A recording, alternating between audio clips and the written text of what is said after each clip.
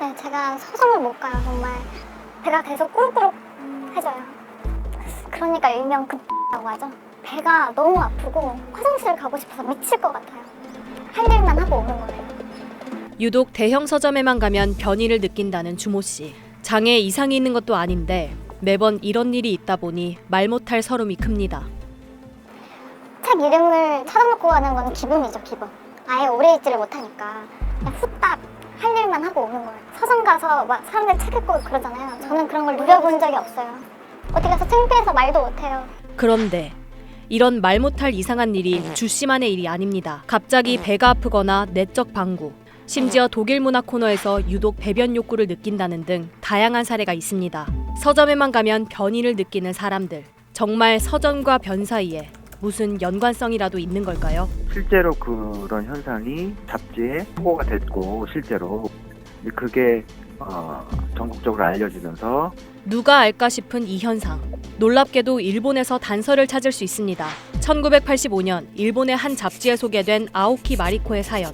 당시 독자들로부터 폭발적인 공감을 얻었습니다. 그때부터 아오키 마리코라는 이름을 갖게 된 이 현상. 당시 여러 전문가와 매체들이 아오키 마리코 현상의 원인에 대해 3가지 가설까지 내놨습니다. 첫 번째, 종이와 잉크의 냄새 성분이 배변 작용을 촉진한다? 실제로 일본의 한 대학 교수 노무라 마사토 씨는 이 가설을 바탕으로 서점에서 향기를 수집하고 잉크 냄새 수백 종을 분석해 배변 작용을 촉진하는 쾌변을 위한 서점 향기 스프레이까지 개발했습니다.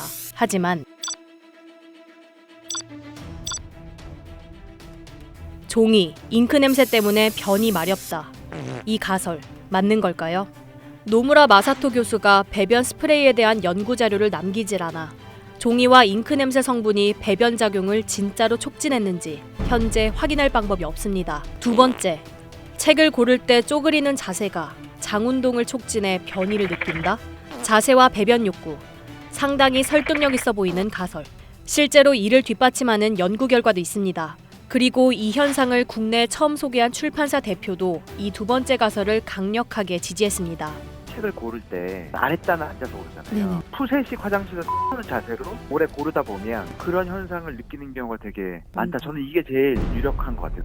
세 번째, 수많은 책 중 어떤 책을 고를 것인가에 대한 압박, 스트레스 때문이다. 변이를 느끼는 것은 평소에 좀 장이 안 좋았을 때 더 느끼는 거거든요. 서점이 아니더라 하더라도 긴장되는 순간은 항상 그 문제를 일으키게 돼요. 서점에 가면 한 가지 주제라도 관련된 책이 수백 가지가 있다 보니 책을 선택하는 과정에서 스트레스를 많이 받게 돼 배변 욕구가 발생한다는 겁니다. 서점과 변, 변과 서점. 아오키 마리코 현상을 둘러싼 3가지 가설. 가설들을 하나하나 살펴봤지만 명쾌한 해답을 찾을 순 없었습니다. 아오키 마리코 현상이 처음 소개된 지 30여 년. 사람들은 여전히 원인을 찾지 못하고 있습니다. 그리고 걱정합니다. 자신이 이상한 것인가? 내 몸이 책을 거부하는 것인가 하면서 말입니다. 서점에서의 변이, 아오키 마리코 현상. 도대체 진실은 무엇일까요?